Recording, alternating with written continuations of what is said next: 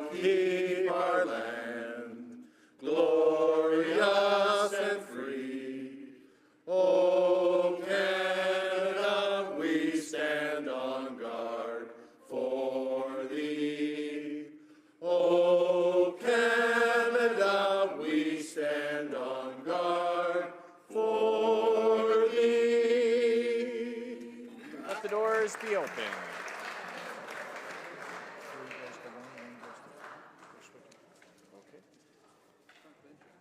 Statements by members. Déclaration de député. The honourable member for Brandon Souris.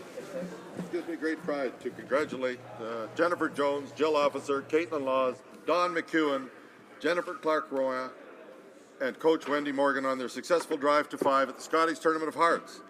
Now, once again, and much to the chagrin of my colleagues from across the country, Manitoba has proven itself as the curling capital of Canada. I know that Jennifer and her rink will proudly represent Canada at the World Women's Curling Championships next month in Sapporo, Japan. And as we all remember, almost a year ago to the day, Jennifer and her rink won gold at the Sochi Winter Olympics. And now, as they head to the World Championships, the entire nation will be cheering them on, and regardless of the time difference in Japan, we will be glued to our televisions. On behalf of all members of Parliament of Canada, I wish Jennifer and her rink all the best as she wears the maple leaf and will continue to inspire the next generation of curlers. Go Canada, go! Go Canada, go! The honourable member for Notre-Dame-de-Grâce-Lachine. Mr. Speaker, I'm proud to rise today to underscore Pink Shirt Day, a day against bullying. To raise awareness on this Pink Shirt movement. Cette journée a débuté en 2007. This day began in 2007 when 2 young people in Nova Scotia wanted to come to the assistance of a teenager who was being bullied at school. 1 in 3 young people claim to be victims of bullying in Canada. I myself, when I was in high school, was bullied. People said and wrote terrible things to me. I was even spat upon. One day a teacher saw me crying, listened to me, and helped me out. No one should have to go through this kind of situation. What I want to say today is that we have to pay attention to young people around us. Together we need to talk about it enough to get rid of the taboos around bullying. We know that homophobia, racism, sexism, among other things, are reasons for bullying. The federal government has a leading role to play. The NDP thinks that it is time for a national bullying prevention strategy, and we must act now. The honourable member for Pickering, Scarborough East. Mr. Speaker, I rise to pay tribute today to the Canadians of Bulgarian descent on the 137th anniversary of the National Day of Bulgaria. It is a day that commemorates the struggle of the Bulgarian people to regain independence and sovereignty.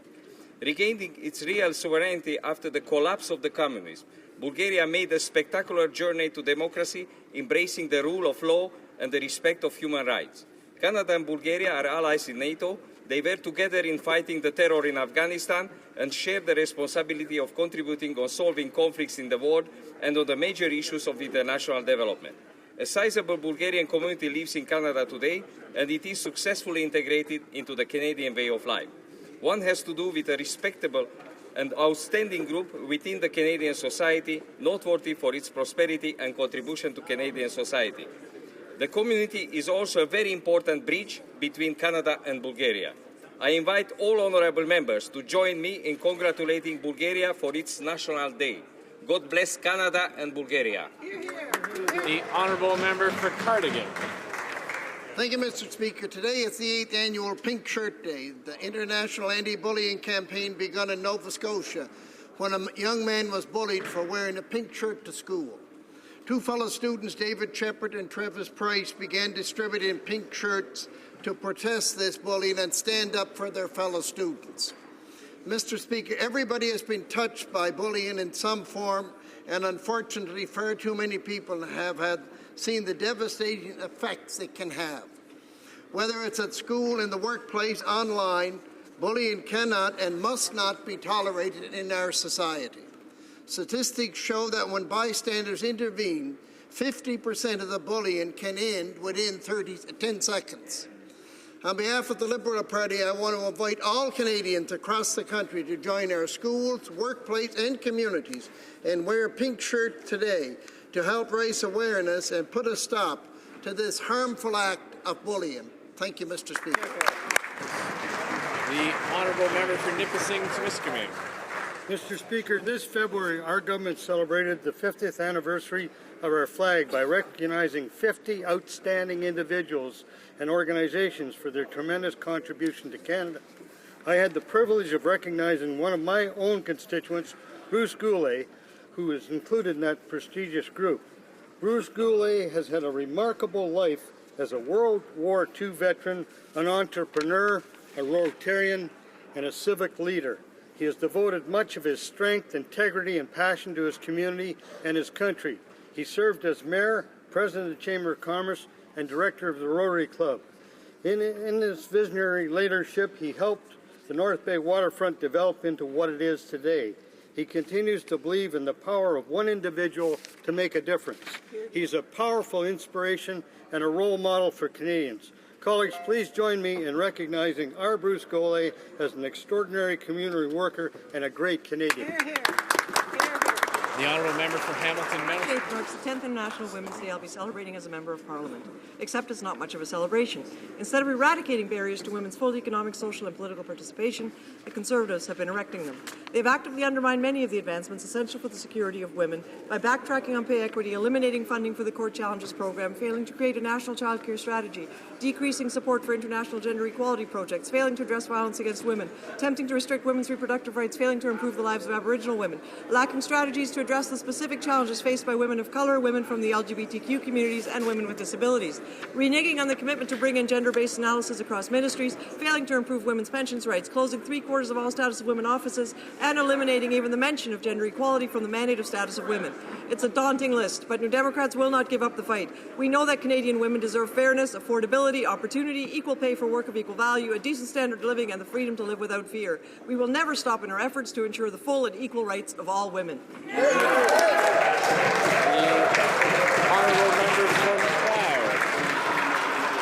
Mr. Speaker, the Royal Canadian Legions in my riding of McLeod, like I'm sure they are in many other areas of Canada, are vital to the success of our rural communities.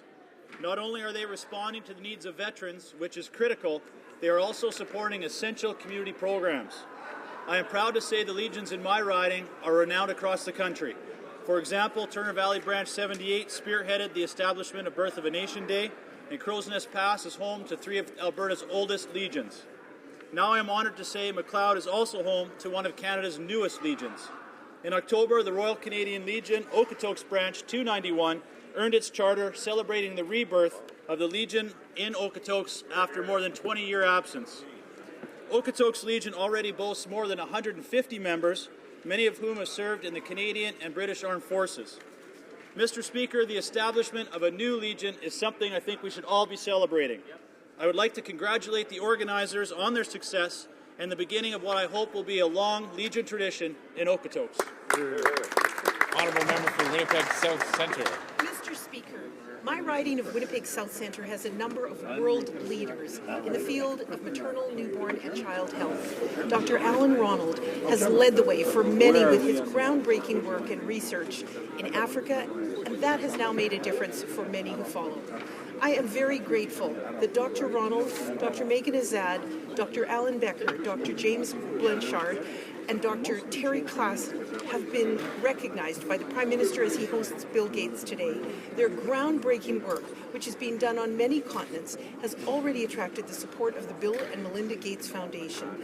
Through the leadership of our Prime Minister and in partnership with important organizations like the Bill and Melinda Gates Foundation, the Canadian Food Grains Bank, Mennonite Central Committee, Red River College, and the Children's Hospital Research Institute of Manitoba, millions of women and children are receiving the help they need to give their children the best possible start in life. Thank you, Mr. Speaker.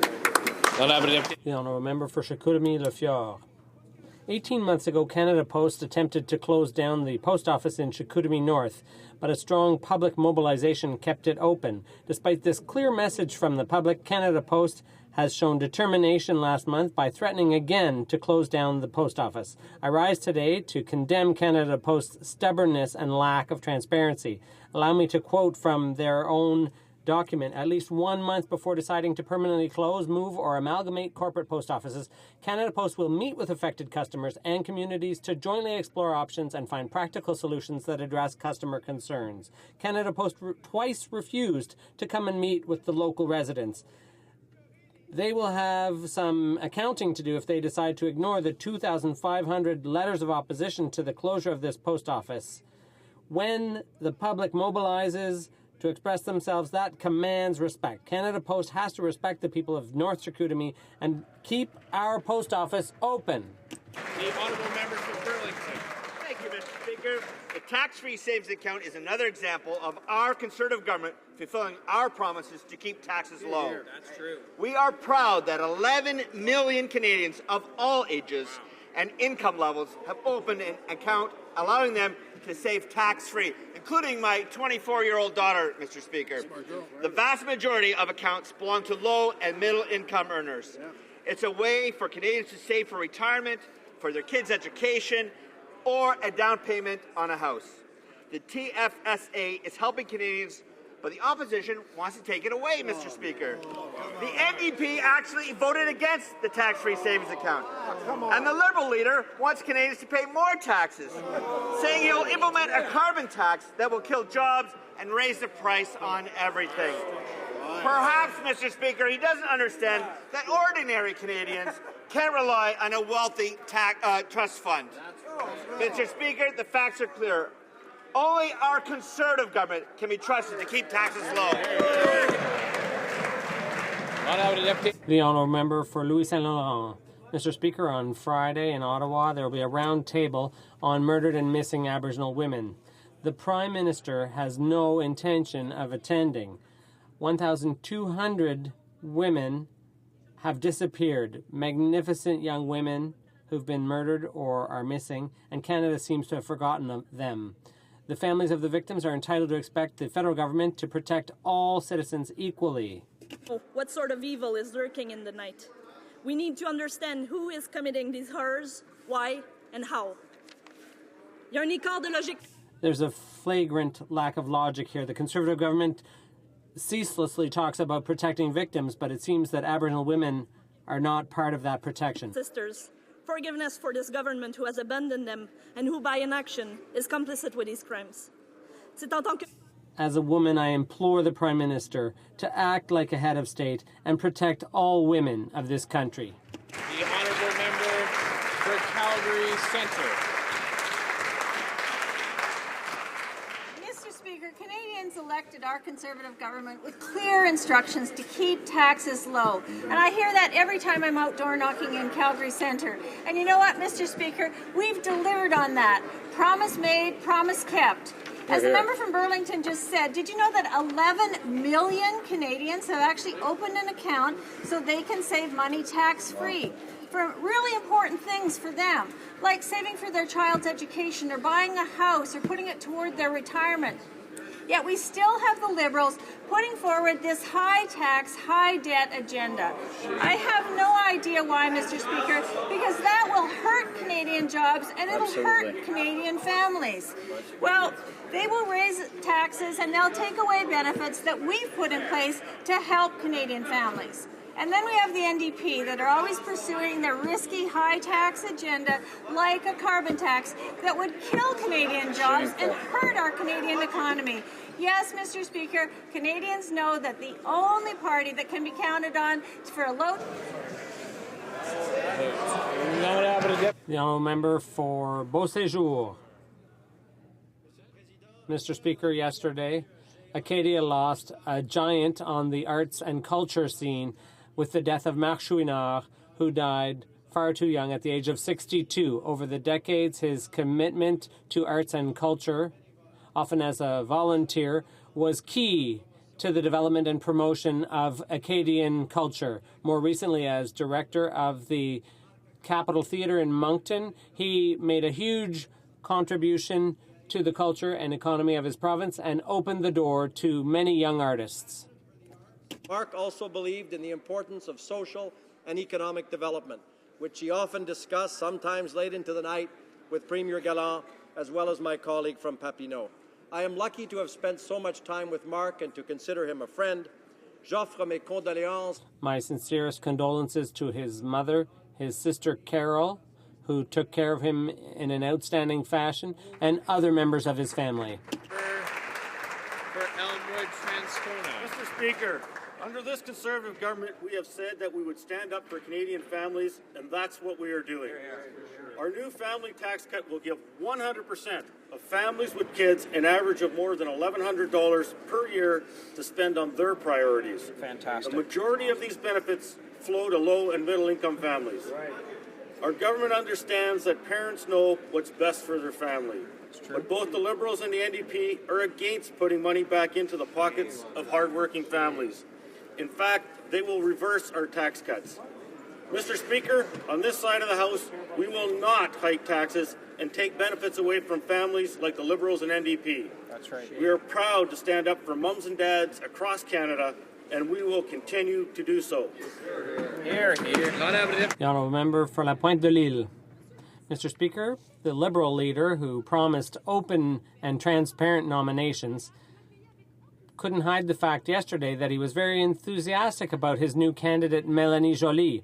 Liberal hopefuls have reason to be concerned. The party apparatchiks have wooed the former candidate for the Montreal mayor's position. She promised genuine change, but she quickly has taken on bad Liberal habits and forgotten about what she said previously. In September, she said she didn't want to do short-term politics, but 5 months later, she's entering the federal political ring. She claims that federal politics is her new passion. The problem is that she said the same thing about municipal government just before, and she's abandoned the party she founded. She also wants to put Montreal back in the spotlight. That's kind of not very nice for her leader, who also is from a Montreal riding. The people of Ahuntsic-Cartier deserve better, and in fact, they get better with their current NDP member. Families with children in Orleans and across Canada will be better off thanks to the new family tax cut. Nous avons bonifié la prestation. We expanded and increased the enhanced universal child care benefit so that every family in Canada can benefit. The official opposition and the third party would reverse our tax cuts and force every Canadian to pay more, all the while putting more money into the pockets of big bureaucracies. While they dream of holding your hand and at the same time have their other hand digging in your pocket, we believe citizens are in a much better position to know how to manage their own family budget. The leader has already said that he would reverse our tax cuts and he would impose more taxes like a job-killing carbon tax. Canadians are right to increasingly trust this government to put into their pockets more of the money that they have earned through their hard work. Oral questions, questions orales. The Honourable Leader of the Opposition.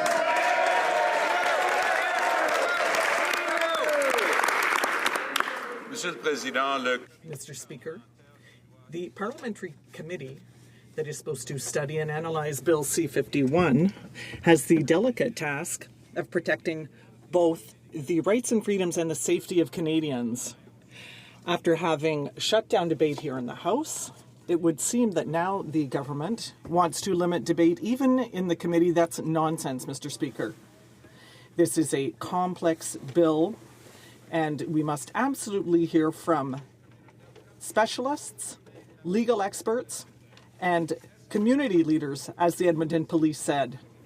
Will the government allow the committee time to do its job properly? The Honourable Minister of Public Safety. Mr. Speaker, I am confident that the committee will proceed with diligence and professionalism to study this bill that is so important for Canadians in order to protect them against the terrorist threat. I hope that we will not see any dilatory tactics that would prevent the committee from studying this very important bill and that would prevent Canadians from benefiting from the excellent measures that are in Bill C-51. The Honourable Leader of the Opposition. Yesterday, the Prime Minister was putting the emphasis on getting the committee to study the bill as quickly as possible, not as thoroughly as possible. We're talking about the most significant changes to security legislation in this country since 2001, a bill where critical flaws are being revealed by security experts across the country every single day. It's simply reckless and irresponsible to try to ram it through without a full and proper study. Canadians deserve better, Mr. Speaker. Is the Prime Minister simply trying to hide his bill from proper scrutiny? Hear, hear. The Honourable Minister of Public Safety. Mr. Speaker, Canadian deserves better than an opposition leader who attack the credibility of those who are there to protect us. Mr. Speaker, let's face the reality. For 30 years, those men and women working at protecting Canadians at CSIS have worked under the law. I invite the member to apologize for pretending that they broke the law, Mr. Speaker, because it's not the case. This is in the report. They are complying with the law, and let's get this bill forward so we can better protect Canadians. The Honourable Leader of the Opposition. Barn burnings, Mayor Haral. There is a history, Mr. Speaker, and we stand up in favor of the rights and freedoms of Canadians. But it's not just security experts who understand that C-51 goes too far. First Nations are raising the alarm.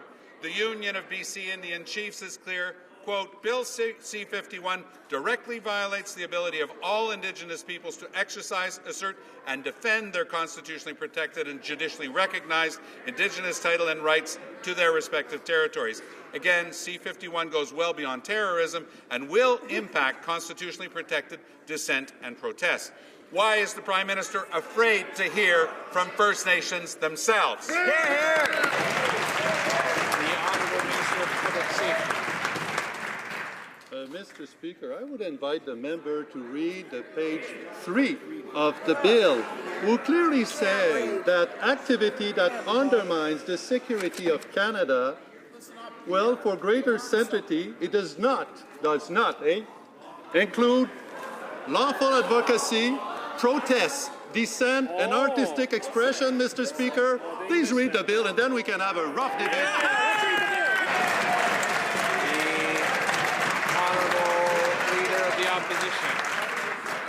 Louis de Funès. Le Premier ministre rencontre. The Prime Minister is meeting today with a major shareholder in CN, which owns the Quebec City Bridge.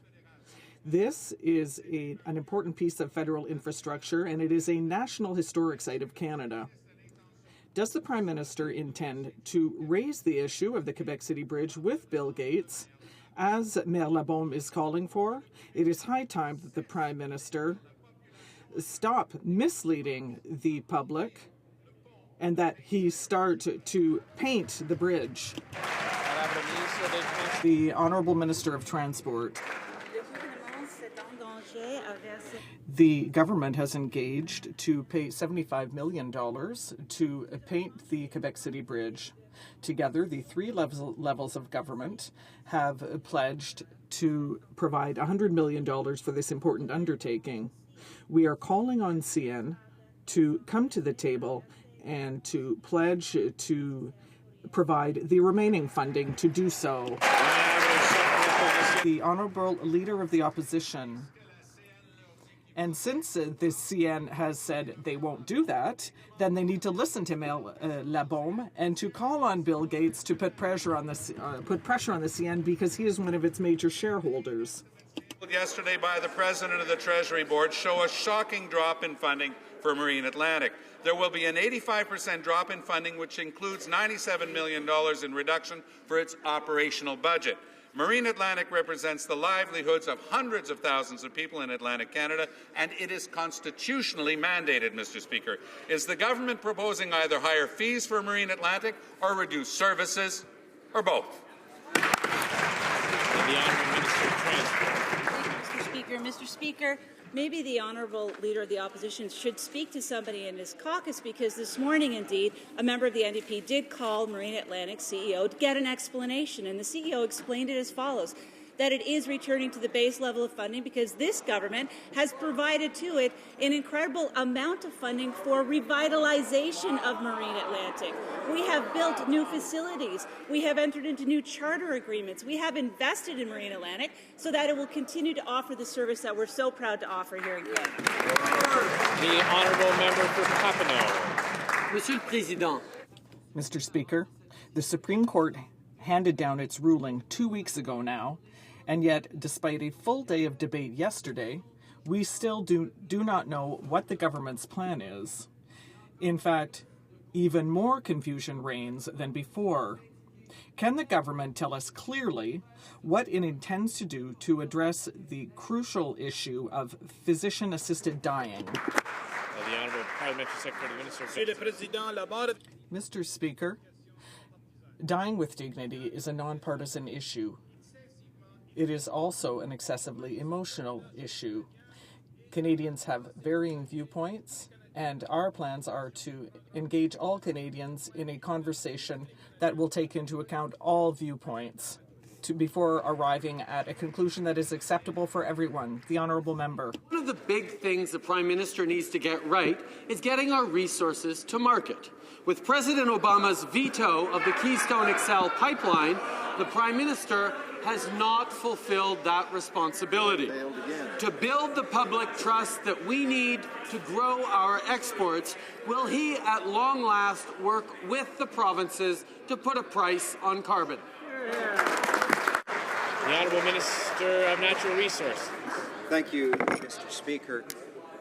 We know this member's position: budgets balance themselves and energy projects get to market by themselves. That said, with respect to Keystone, this is a debate between Canada and the United States. It's a debate between the President and the American people, the majority of whom are supportive of this project. Keystone XL will create jobs, strengthen energy security for North America, and the State Department was clear. It can be environmentally sustainably done through Keystone XL. It's not a question of if, it's a question of when this project will be approved, and we will continue to be a strong advocate for responsible resources. Well said. The Honourable Member for Papineau. Mr. Speaker, there is no international relationship more important to Canada than that between the U.S. President and the Canadian Prime Minister. A diplomatic failure of this magnitude was unthinkable between Brian Mulroney and Ronald Reagan, or between Jean Chrétien and Bill Clinton. When will the Prime Minister take personal responsibility for this diplomatic failure? Great question.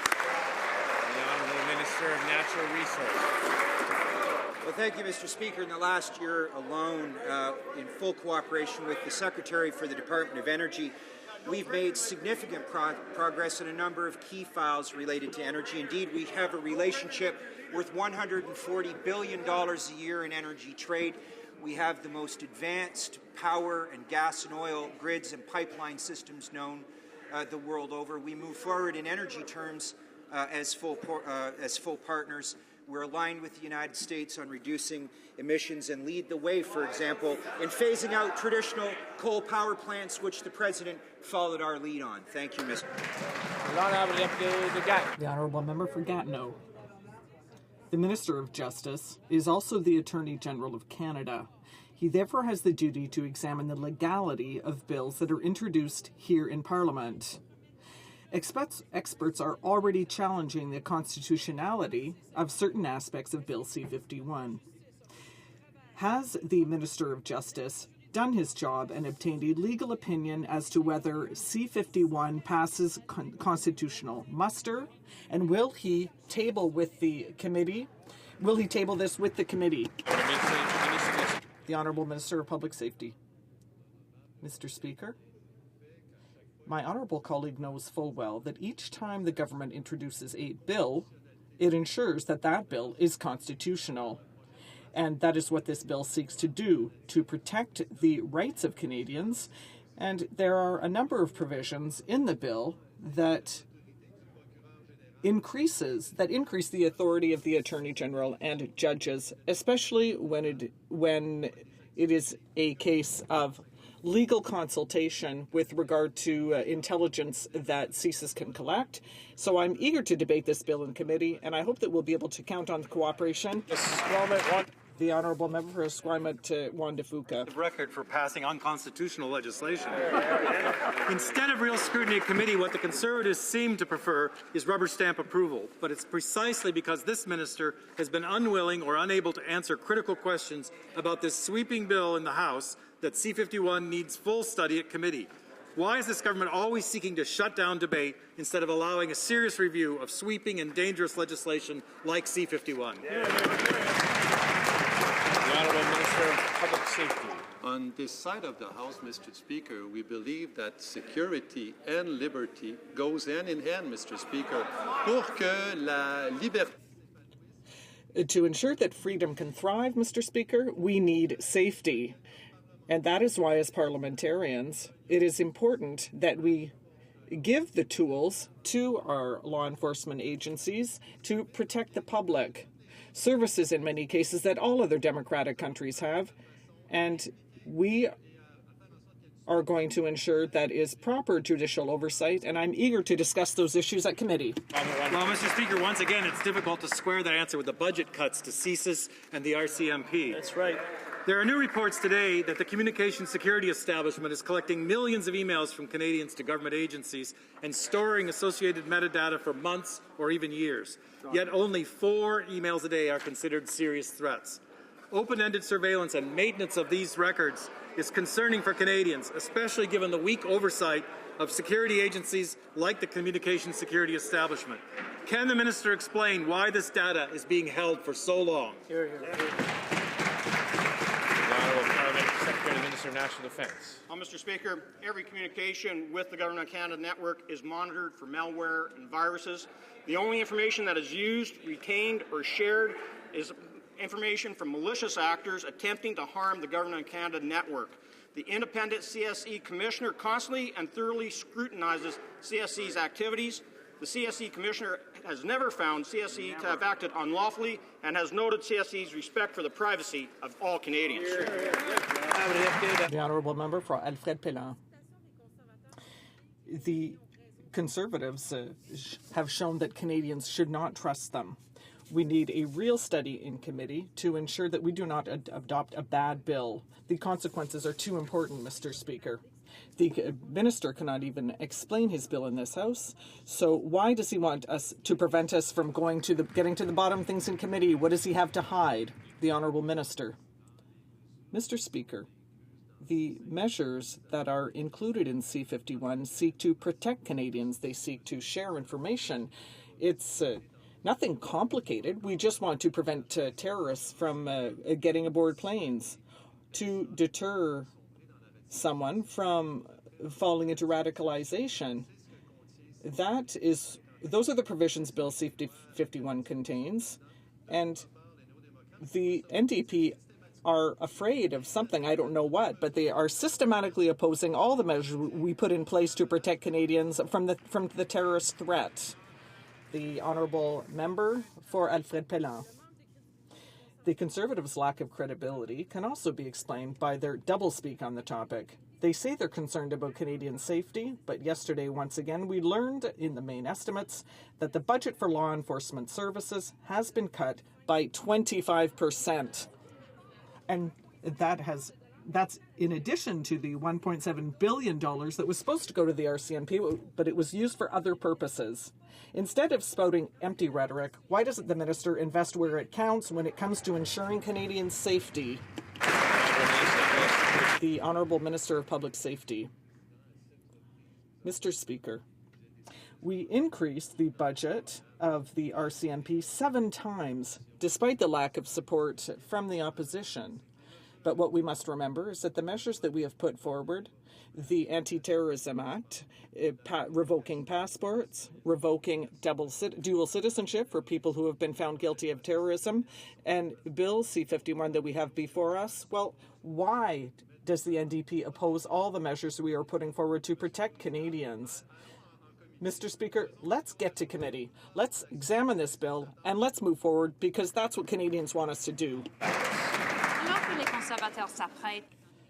Mr. Speaker, the Conservatives are about to give enhanced powers to CSIS, but the organization mandated to oversee it will receive only an additional $10,000 this year. That is ridiculous. With such a paltry budget, part-time members, and a limited mandate that is after the fact, how can the Conservatives claim that CERC is capable of overseeing the activities of CSIS? The Honourable Minister of Public Safety. Question is false. The member opposite fails to understand how CERC operate and actually how the main estimate function, Mr. Speaker. We provide the funding that is necessary both for CERC to operate and both for CSIS, and we adjust regarding the need, Mr. Speaker. CERC, as you know, investigates complaints and does review of specific CSIS investigation and activities, Mr. Speaker, and we are proud to stand by CERC and making sure that they have the resources and the authority to fully and in an independent way and not with partisan politics, review the activity of our intelligence community. Wow. Speaking of main estimates, Environment Canada's funding for climate change and clean air has been slashed by 20%. That's $32 million less for clean air. To make things worse, the Canadian Environmental Assessment Agency was cut a whopping 44%, scrapping support for Aboriginal consultation on resource projects. Mr. Speaker, the environmental assessment process was bad enough, and Canadians don't trust this government on environment as it is. So why are they pursuing these cuts? Very good. The Honourable Minister of the Environment. Thank you, Mr. Speaker. Mr. Speaker, it is well known that the main estimates are exactly that, estimates, and don't represent the entire budget for the department. Our government will remain committed to a strong environmental assessments, and in fact, we have increased funding and opportunities for Aboriginal consultation and public participation in the environmental assessment process. Thank you, Mr. Speaker. The Honourable Member for St. John South Mount Pearl. The main estimates also show Marine Atlantic has taken a $97 million hit in its operating budget, an 85% cut to the critical transportation link for Newfoundland and Labrador, ferry services that the people and the economy cannot live without, and that this government has an obligation to protect under our terms of union. People are worried, Mr. Speaker. Now, I spoke with Marine Atlantic today, Mr. Speaker, about those funding cuts, and they said, wait for the budget. So what's the deal? Will services be cut? Yes or no? The honourable member will have an opportunity to read into the record exactly what the CEO of Marine Atlantic told him on the telephone. It was a little bit more than what it was. And the reason why I know, Mr. Speaker, is that we've had a conversation with Marine Atlantic to ensure the fact that they are comfortable going forward with the amounts that are in the main estimates, and we will continue to work with them in their budgeting to ensure that they provide the service that we have so well invested in the past 5 years. The Honourable Member for Fascinating. The Minister knows every word of that conversation. Must have been one of those three-way calls set up for her. You know, it's been said that you can't judge a book by its cover, so let's look through the actual main estimates to find out what Conservative priorities really are. And Speaker, the devil's in the details. Let's see here. Cuts to affordable housing, cuts to consular services, cuts to First Nations health, cuts to fishery protection, and Conservative cuts to disease prevention. But wait, while cutting these essential services that Canadians need, Conservatives did find extra money for, wait for it, ministerial salaries and their budget. Now, Mr. Speaker, how can Conservative priorities be so out of whack and offline with what Canadians actually need and deserve?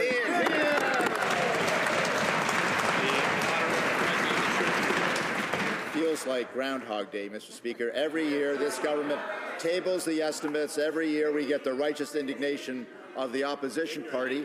Every year, we table a budget, which is good news for Canadians, and every year they vote against it. The Honourable Member for Vancouver Quadra. Yesterday, I asked about Armed Force member Robin Young's misdiagnosis by a military doctor, which caused her considerable harm. The minister responded that the Defense Department is continuing to cover these costs, but that was disingenuous. They only started to cover them recently, and have not reimbursed the tens of thousands of dollars she already spent. And in fact, Robin's family has had to resort to community fundraising to help pay her health bills. When will Ms. Young finally get full and fair compensation from this government? Bravo. That's right. The Honourable Parliamentary Secretary of the Minister of Defence. Mr. Speaker, we sympathize with this individual and her family for everything they have gone through. The Canadian Forces Health Services Group is conducting a full review of this case and all of the medical decisions that have been involved, and this is a priority for the Canadian Armed Forces. And while this review is going on, the Department of National Defence and the Canadian Armed Forces are continuing to cover her medical costs and meet her medical needs related to her present condition. I can assure this House that the Minister and our government are committed to doing everything possible to help Captain Young. The Honourable Member for King's Hants. President Obama's veto of Keystone XL marks this Prime Minister's latest failure to advance Canada's economic interests. Brian Mulroney would have gotten Keystone XL approved with Ronald Reagan. Jean Chrétien would have gotten it done with Bill Clinton. Does the Prime Minister recognize that his failure to build relationships is costing Canadian jobs? And doesn't he understand that a personal relationship with the leader of our biggest trading partner is, in his own words, a no-brainer? The Honourable Minister of Natural Resources. Will take no lessons from the party who talks about carbon taxes and energy magically getting to new markets, cherry-picking pipelines. This is a debate between the American people and the President of the United States, a majority of people whom are supportive of this project. Keystone XL will create jobs on both sides of the border. It's a matter of energy security for North America. Mr. Speaker, this is not a question of if, it's a question of when.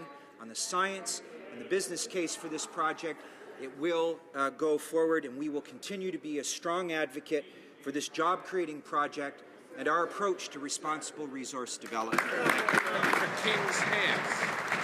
That's the arrogance, Mr. Speaker, that got us a veto from Obama on Keystone XL. To get projects approved, you need to work with others. But this is the Prime Minister who won't meet with premiers or First Nations leaders, who calls environmentalists eco-terrorists, the Prime Minister who canceled the Three Amigos conference with Mexico and the U.S. In the words of Brian Mulroney, quote, the top foreign policy priority of the Prime Minister should be to have a personal relationship with the U.S. President. Why doesn't this Prime Minister take Mulroney's advice and build the relationships we need to defend Canadian jobs? The Honourable Minister of Industry. Mr. Speaker, to get Canadian projects moving forward, we do need to work together. That's why the Prime Minister was in British Columbia last week, working with the province of British Columbia, announcing accelerated capital cost allowance to make sure that we are in the most competitive position possible when it comes to tax policy so that LNG projects can go forward. It has been estimated that of the 19 proposals for LNG projects in the province of British Columbia, if 5 of them are approved, it'll create over 100,000 jobs in the province of British Columbia, and that will be realized only because we have a Conservative government with a Conservative Prime Minister who is working with others to make sure that our projects get to world markets. The Honourable Member for St. John's East. Mr. Speaker, universality of service continues to be a policy that haunts the Canadian Armed Forces. It's been condemned not just by soldiers, but by the National Defence and the Veterans Ombudsman. An internal report by DND shows that 70% of Afghan war vets will be involuntarily released by the CAF within 10 years of deployment. This policy of discharge for those who face mental health challenges must be changed. When will the Minister finally do the right thing, the fair thing, and fix this harsh and arbitrary policy? The Honourable Minister of National Defence. Mr. Speaker, ill and severely injured personnel who are no longer able to serve in the Canadian Armed Forces are provided up to 3 years to prepare for the transition to civilian life. The Armed Forces can also transfer members, if they wish, to cadet organizations, administration and training, or even to the Canadian Rangers, where they remain eligible for promotion. As always, the military provides comprehensive health care and career transition support, where they including job placement assistance. It is our government who made these policy changes because we recognize that the sacrifices made by our serving men and women in the Canadian Armed Forces deserve to be handled correctly. The Honourable Member for Portneuf-Jacques-Cartier. Mr. Speaker, the Canadian Forces Health Services studied the issue of 30,000 soldiers who served in Afghanistan, but we've learned that 70% of them will be shown the door because of the universality of service rule. That means that veterans who are suffering from post-traumatic stress and depression will be shown the door. When will this government stop trying to save money on the backs of our soldiers?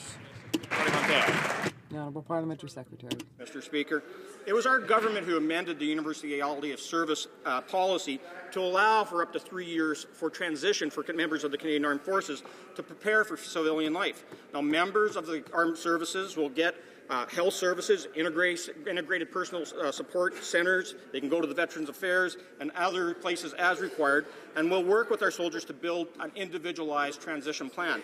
But just remember, Mr. Speaker, it was our government who increased the annual mental health budget for the armed forces by over 20%, allowing us to do more than double the amount of full-time mental health workers in the armed forces.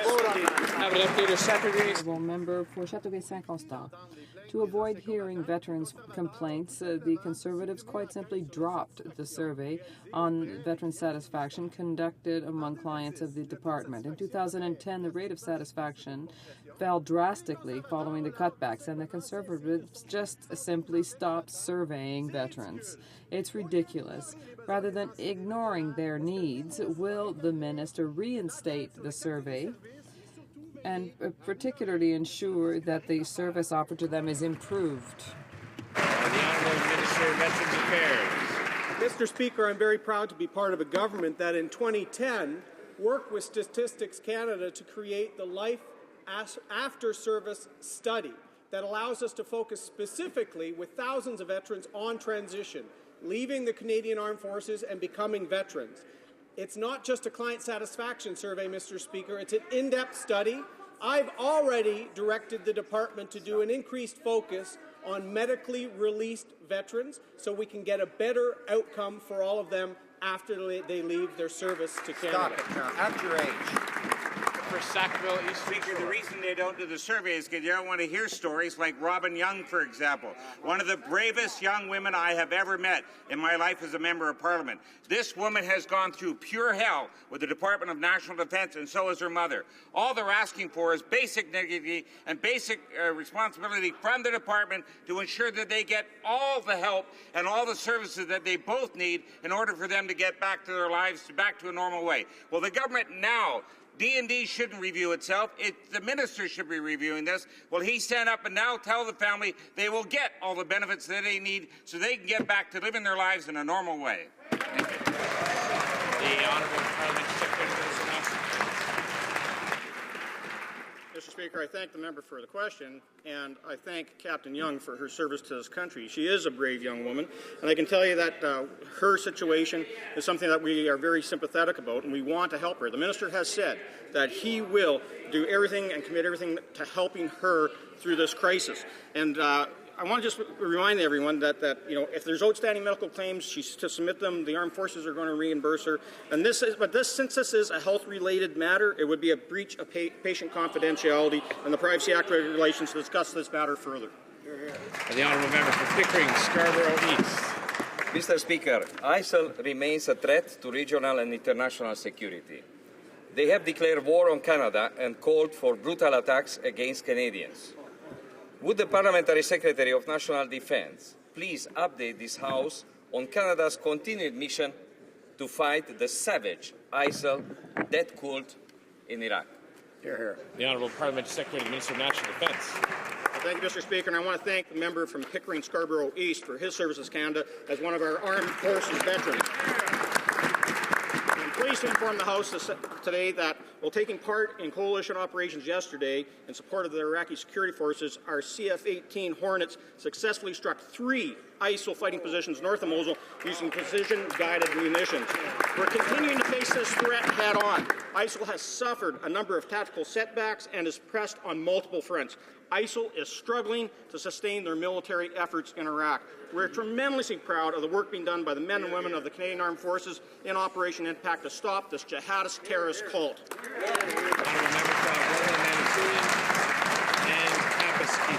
Mr. Speaker, tomorrow families of the over 1,200 Indigenous women and girls that have gone missing or been murdered in Canada will come together in preparation for Friday's National Roundtable to offer their testimony, to find answers and solutions to end violence. Families will also be looking to this government to finally change its rhetoric and come together with its provincial and territorial counterparts to act upon coordinated solutions and finally call on a national public inquiry. Will this government listen to their plea? Mr. Speaker, as I said yesterday in this House, the Government of Canada will have a representative at the roundtable. But I want to be very clear. We do not support a national inquiry. There have been more than 40 studies. Now is actually the time for action, and that is what families have asked for.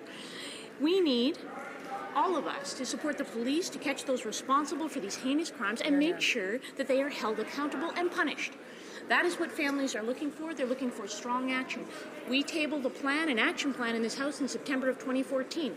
The opposition don't support that. They don't support actions for families, whether that be matrimonial property rights or the Victims' Bill of Rights. The Honourable Member for Argenteuil-Papineau-Mirabel.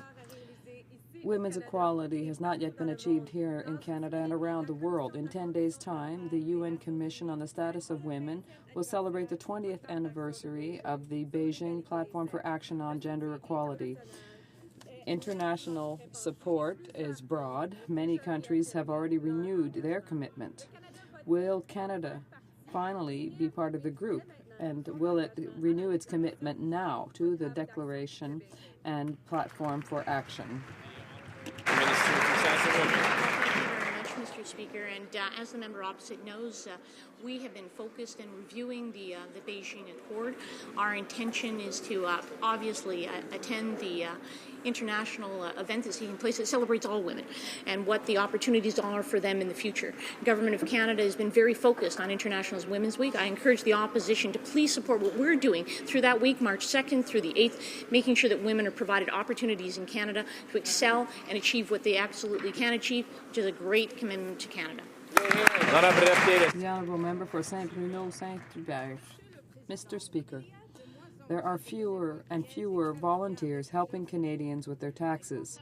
The Conservatives are increasing the administrative burdens and are reducing the opportunities to train these volunteers. In 2016, the Conservatives are even going to subject these volunteers to having their fingerprints taken. It would seem that the Conservatives are doing everything in their power to complicate the lives of these honest people. Will the minister give back to volunteers the means they need to help Canadian families do their taxes? Mr. Speaker, the premise of that question is entirely false. In fact, I was just in Brampton on Monday of this week announcing that CRA has put an additional $1 million into funding our volunteer program. We enlist about 16,000 volunteers across Canada every year that help some 600,000 low-income, new Canadians, Aboriginals and others to fill out their tax forms and get their benefits. Thank you. The Honourable Member for Parkdale, High Park. Mr. Speaker, the Conservatives' failure to fund infrastructure is taking an environmental and economic toll on our cities. Yes. At a community meeting in my riding last night, people raised serious concerns that the planned electrification of the Union Pearson rail link in Toronto could be in jeopardy.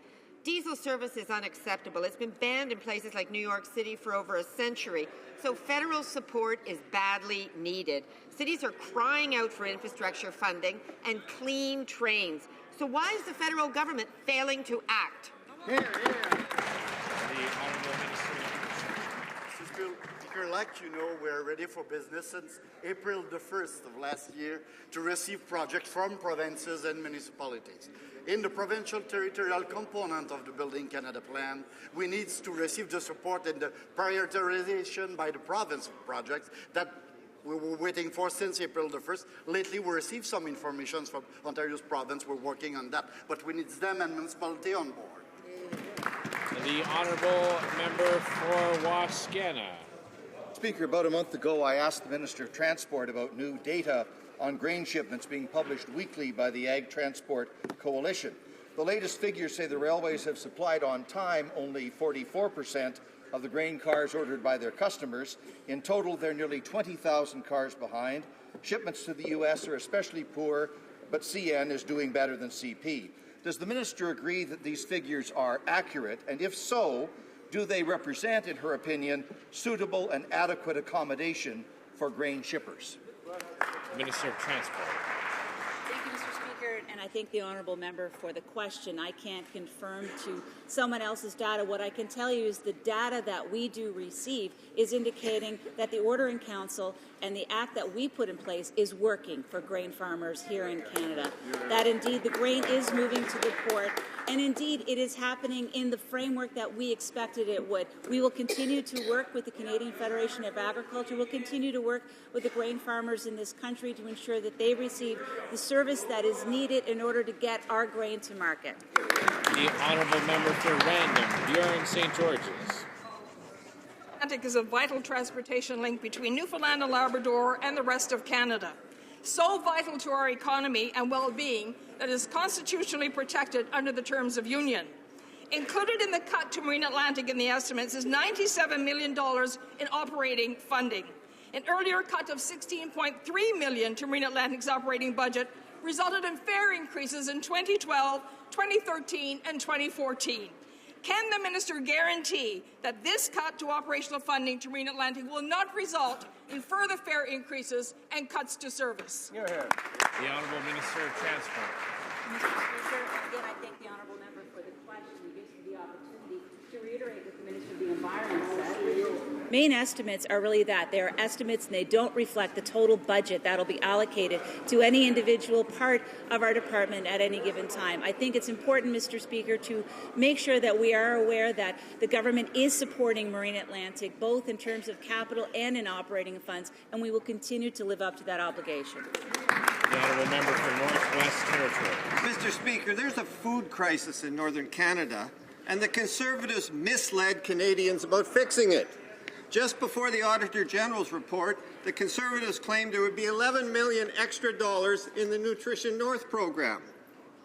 Including that money, the yearly total is what they've been spending since the program started. Why did the Conservatives mislead Canadians and Northerners about the money in this program? And where's the $7 million extra needed for the 50 communities that are not included in the program?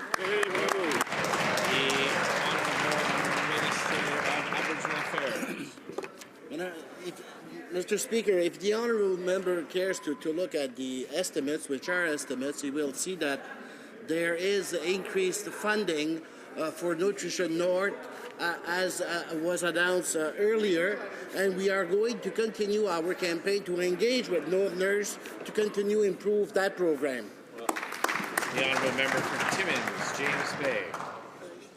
Mr. Speaker, communities in the far north of Ontario are already dealing with underfunded and overstretched health services. In the case of emergency services, we often have to rely on the brave medevac crews who sometimes fly in brutal conditions to get patients to hospitals in the south.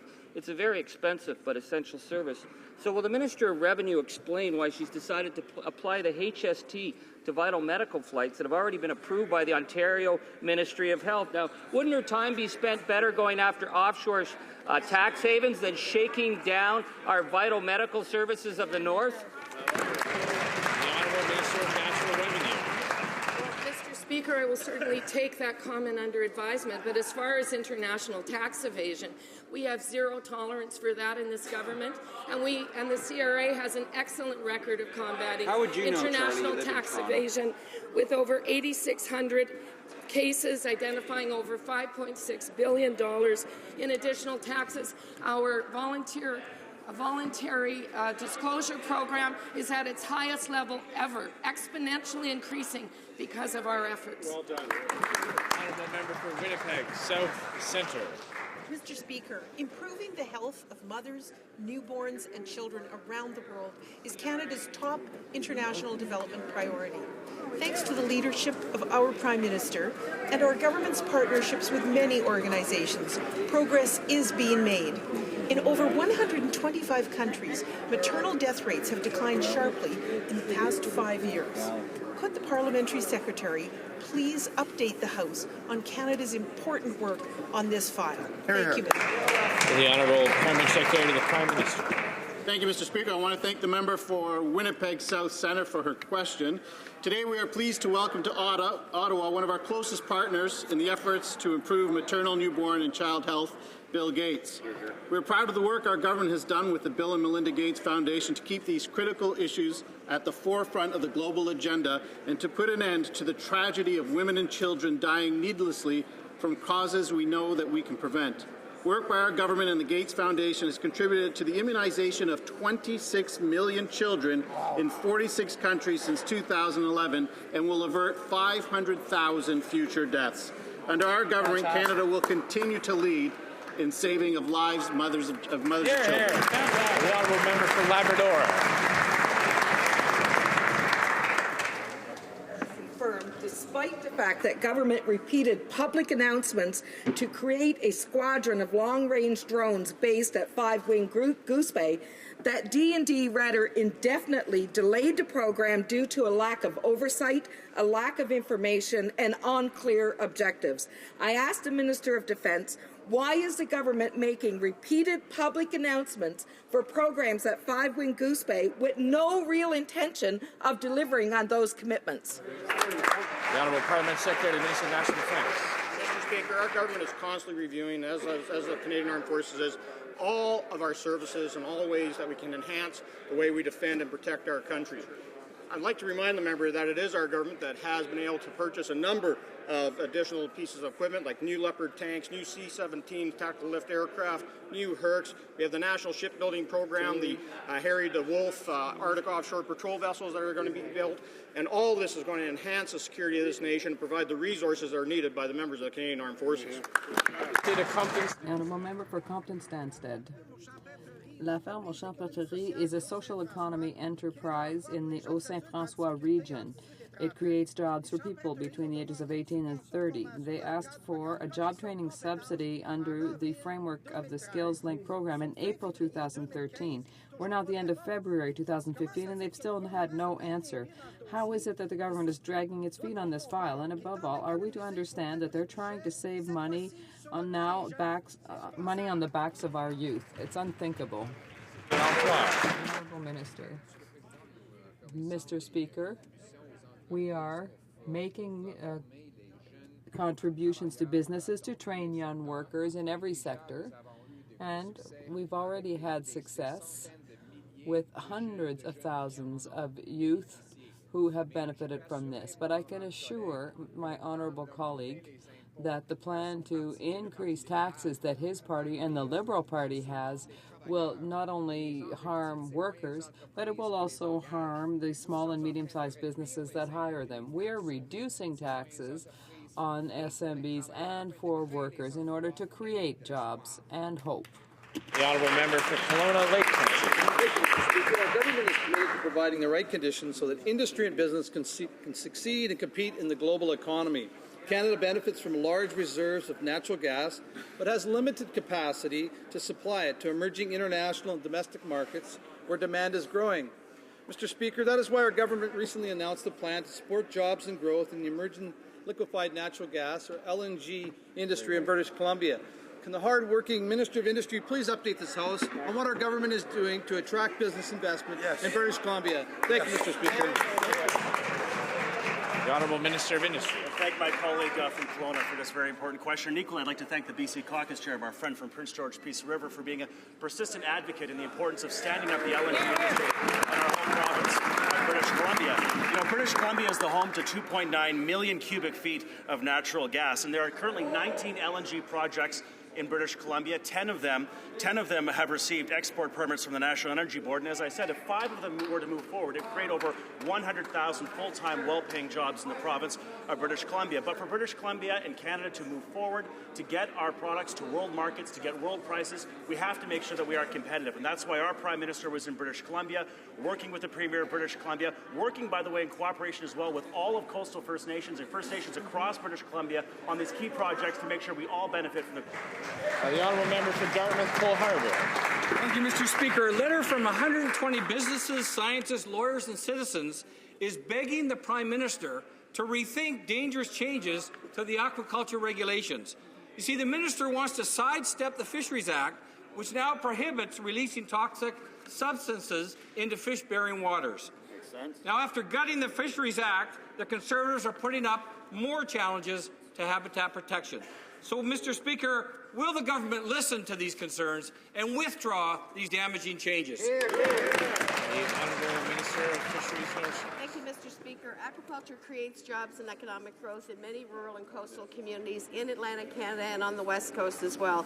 And that's precisely why our government is committed to responsible aquaculture development. If this member actually read the regulations, they would know that they would actually increase environmental oversight for this industry. On this side of the House, we believe science and common sense should prevail, Mr. Speaker. The Honourable Member for HoC.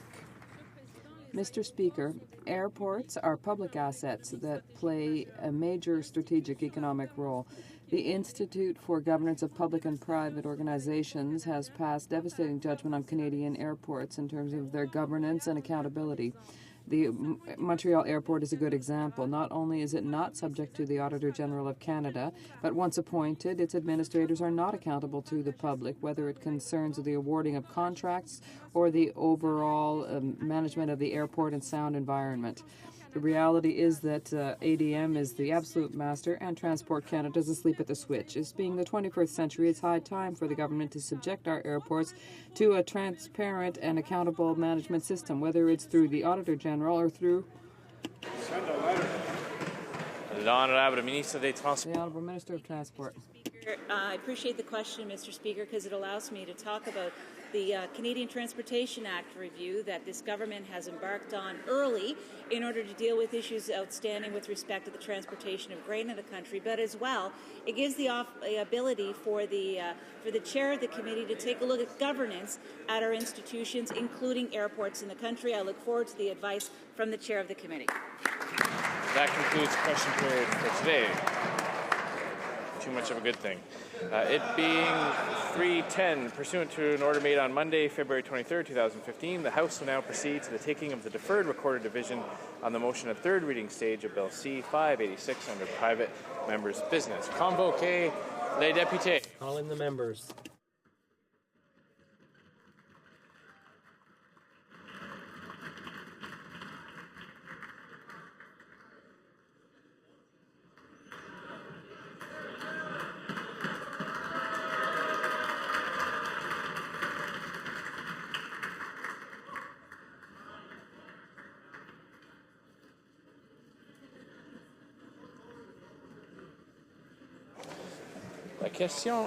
The question is as follows.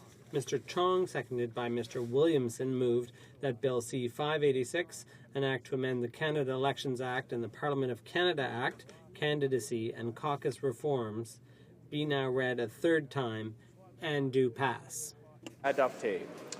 All those on my right in favour of the motion will please rise. Mr. Chong. Mr. Chong. On my right. Mr. Harris, Caribou Prince George. Mr. Harris, Caribou Prince George. Mr. Preston. Mr. Preston. Mr. Allen Tobic Mactaquac. Mr. Allen Tobic Mactaquac. Mr. Kerr. Mr. Kerr. Mrs. O'Neill Gordon. Mrs. O'Neill Gordon. Mr. Weston, West Vancouver Sunshine Coast, Sea to Sky Country. Mr. Weston, West Vancouver Sunshine Coast, Sea to Sky Country. Mr. Weston St. John. Mr. Weston St. John. Mr. Woodworth. Mr. Woodworth. Mr. Young Oakville. Mr. Young Oakville. Mr. Sopak. Mr. Sopak. Mr. Adler. Mr. Adler. Mrs. Ambler. Mrs. Ambler. Mr. Aspen. Mr. Aspen. Madame Bateman. Madame Bateman. Mr. Butt. Mr. Butt. Mr. Carmichael. Mr. Carmichael. Mr. Chisu. Mr. Chisu. Mr. Daniel. Mr. Daniel. Mr. Hillier. Mr. Hillier. Mr. Leaf. Mr. Leaf. Mr. Lizon. Mr. Lizon. Mr. Opitz. Mr. Opitz. Mr. Seaback.